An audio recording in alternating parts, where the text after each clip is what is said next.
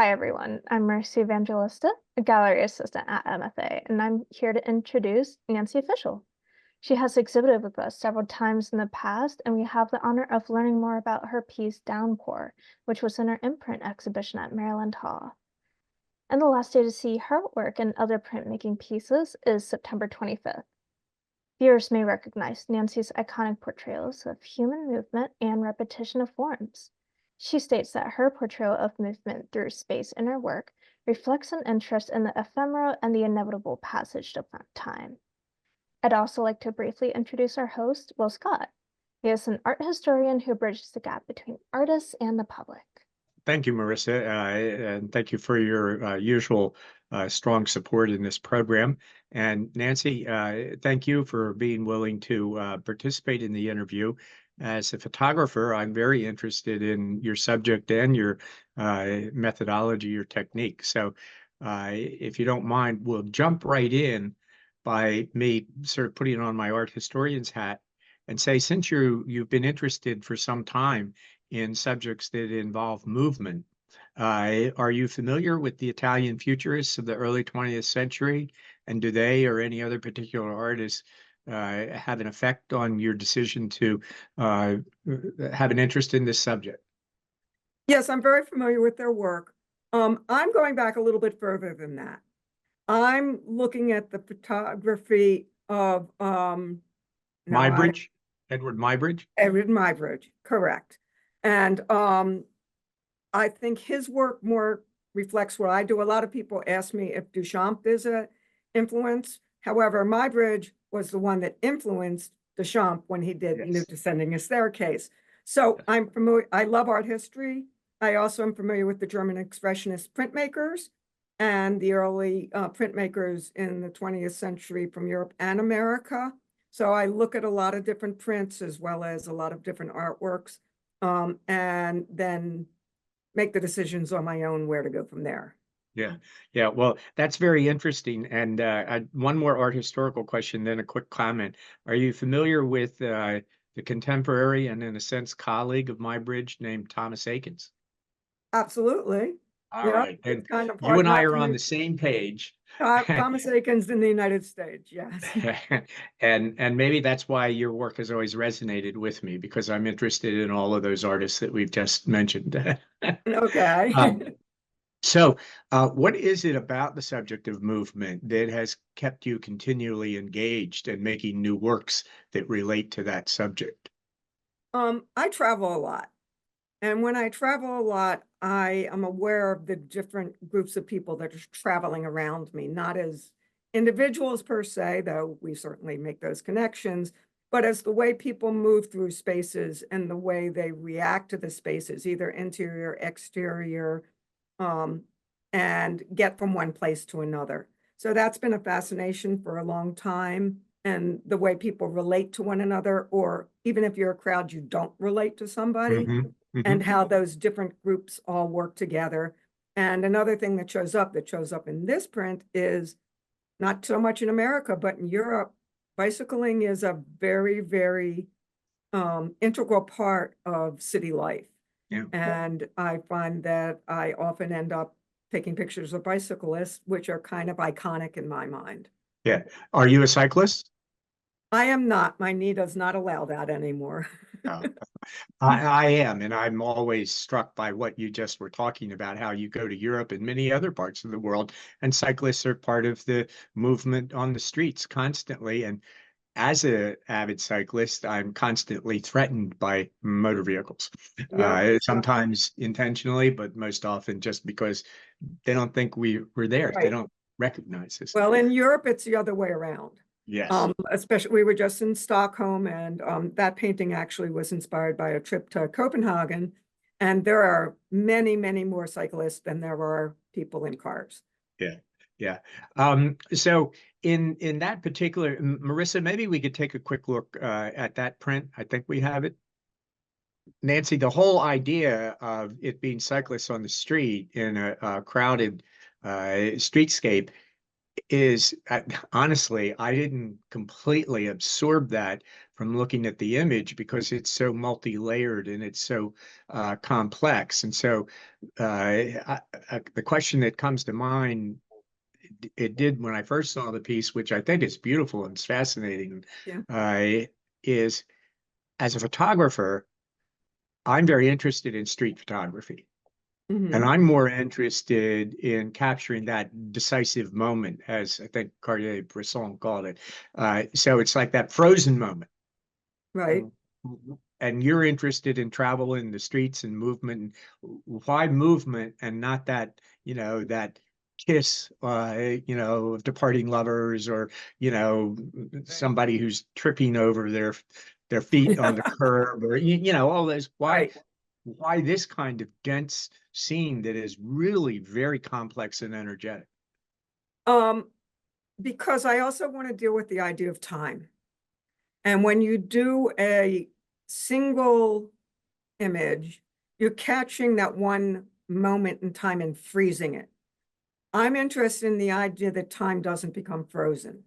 So my difference is my photographs aren't great. They do what I need them to do. But what I do is I put my camera on panorama. And people that have done that before may notice that panoramas are made by taking small slices and then putting them together. And what I discovered by mistake a number of years ago is when people move through that space, you get a slice of that person going through that space. Ah. So I manipulate that and I look for times when people are moving through that space and use the panorama and catch little slices of them moving through that space. And then what I'll often do is combine multiple photographs. I work in Procreate in digital first, which we'll talk about later. And then I can specifically use those images to create a composition that I find I want to work with. So that's the beginning of the process. So just so that I and our audience are clear, this is not one original image that somehow the camera has broken up this way. It is a composite of multiple photographs. Yes. So Okay. it's both of those things, the camera breaking it up and my making choices as to what parts of multiple photographs I will use in a final composition. Okay. Now this is to me the most fundamental question about your work is, why not stop with that photographic image? Because I don't stick with the photographic image, I change it. I exaggerate scales. I use multiple photographs that I layer on top of each other that wouldn't look the same if I was dealing just with photographs. In many cases, and more so as in my recent work, I eliminate any background. I try to make them universal images that could happen any place, as opposed to this one's in this city and this one's in another specific city. I try to make them so they could be happening any place. And so the conscious decisions I make as an artist couldn't be done just by doing the photographs with the skill set that I have. Got you, got you. And so, but it is a digital process from a digital camera capture all the way through being manipulated as you've described it, through the software that you have. What I do is I use again a program called Procreate, which is a drawing program on an iPad. And it's the industry standard at this time. And so what I do is I import the photographs, then I build up layers on top of that. It's very similar to what a lot of people do when they do any kind of digital art. Photoshop does the same thing. It's just this one's on the iPad. And then I'll actually use a couple of pages to plan exactly where I want the people to be or the objects to be. And then I will put in a background. Then I will use a couple of layers and build up those layer of people behind that. And then I will lose the photographs. So the photographs are no longer at all in the pictures. It's all conscious decisions I have made. And they have hundreds of different brushes. I use just a few, but you have a lot of choices with texture, color, shape, form, all the things that we use as an artist. Are you familiar with any other artists that are working in the process that you've just described? Well, Procreate, a lot of artists are using. I don't know if anybody does it the way I do it because I discovered my own processes. I know that, a lot of anime artists use that program. A lot of commercial artists use that. It's a graphic friendly program. Mhm. So I try to be much more painterly than photographic. And I can do that by making conscious choices as to what brush I use, what background I use, what color I use, what I bring out as a focus, what I decide to de-emphasize. So I get to make a choice every place along the way.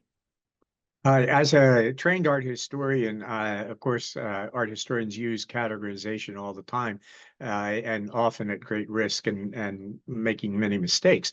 Uh, Right. so, in terms of categorization, though, do you consider yourself a painter? I'm pretty sure you don't consider yourself a photographer. You wouldn't No, say I you would are not say. that way. But what I say is I'm an artist. I know we all go through different things, and my kind of tongue-in-cheek saying is I don't know what I want to be if I grow up. Uh-huh. I started off as a sculptor. I taught art for 23 years in the public schools. And when I retired, I happened to get the iPad and download this program and started Oh, playing with it. uh-huh. And then I realized it was a good vehicle. I did a lot of painting at the time when I was teaching high school. I had to know how to paint, so I did that. I actually did ceramics at that time too. And previous lifetime, I was a cabinet maker. So like I said, I've done a lot of different things in my life. Wow. Yeah. So this was just a direction that I found works for now. Yeah. And Yeah. it may morph into something else in the future. We talked briefly, and I read your artist statement, and you just used the word morph, and this suits you now. Um, is there a direction that is emerging in your mind and your work that you could sort of articulate? This is where I think I'm going, at least in the short term. On the short term, I'm trying to explore things that are more universal. So and you can see in this picture, you can see a specific streetscape. You can see a specific street. And I'm trying to strip away to make the images more universal, that they could happen any place. Mhm. I'm I think like many artists, as you can see with the prints, I'm becoming less representational and more abstract, even though I'm always dealing. It's hard when people say, what kind of art do you make? Because I think I'm in between abstraction and representation, Mhm. and that it doesn't have to be totally real, but it's always based on realities of Yeah. some sort, You're even if they're morphed You're reality. touching now, you're articulating now from your perspective what I meant when I said that art historians often categorize and make mistakes because they're trying to push somebody Right, into a certain box or, with a certain group or time. right, And as you've just very, I think, clearly and convincingly explained, that's not really the way most artists think about what they're doing at all.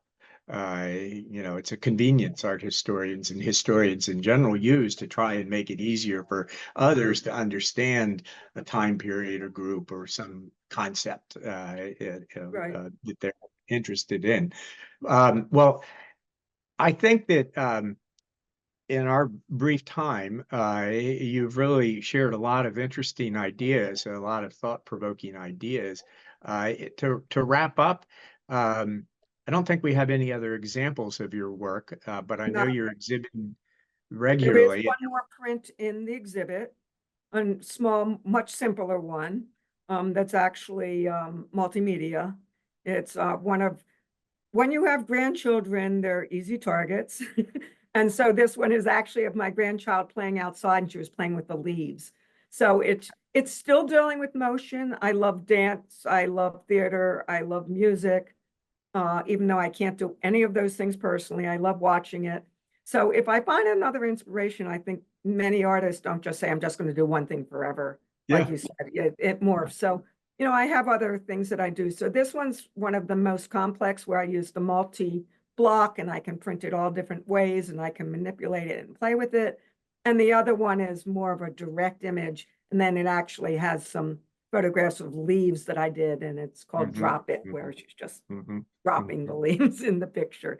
But it's still dealing with motion. It's still dealing with ephemeral qualities of time. Yeah. Well, I said earlier that we're sort of on the same page or something to that effect. And I find that that's true even now, as I've gotten to know you a little better. I have two grandchildren. They're both very interested in sports, and I have literally thousands of pictures of them in motion playing sports. But now you've provoked me to think about some ways that I might use those to not document their activities, but to use them more creatively in my work. And I really admire your work and find it tremendously fascinating. So I look forward to seeing you in other exhibitions, and maybe there'll be another time where we can talk about what you're doing at that point.